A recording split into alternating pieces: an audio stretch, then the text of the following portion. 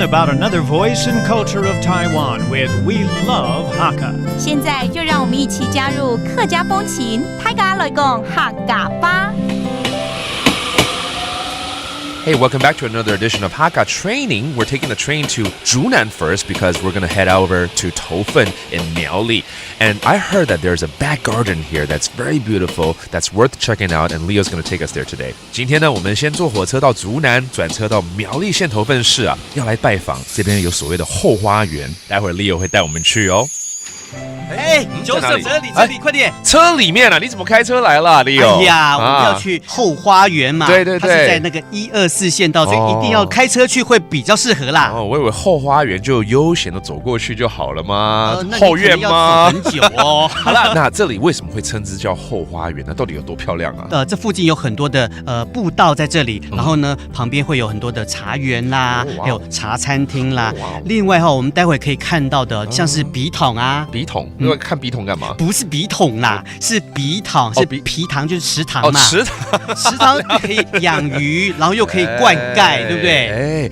这沿路就很绿油油的感觉。对啊。那花呢？第一站我们就先来去那个彭岭吊桥。枫林吊桥，那这边就会有油桐花了啊，当然现在不是季节是看不到。还有另外一种那叫做茗伐，就不知道了吧？又是另外一种花了，是什么花？其实它也不算花它是那个芒草，到秋天就会长出芒花。就芒花。对，依季节来看，这边可以赏到一些很漂亮的花，就对了。对啊。然后沿这条路过去其实旁边都有很多的佛仿佛，我们也可以看到很多的客家特色。难怪是名副其实的后花园啊！好，废话不多说了，我们要赶快来逛这个后花园了吗？好啦，走啦，开车去喽。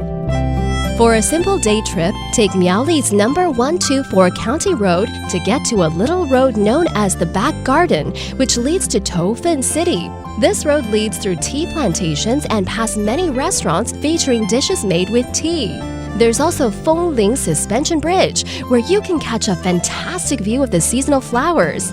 Travelers on the road will also see the ancestral shrine of an old Hakka family. Finally, continue down to Liudong Hamlet to see the lakes and ponds used by the Hakka for irrigation and fish farming. Let's teach you some vocabulary right now, such as the back garden, we call it, 也就是后花园。后花园。后花园。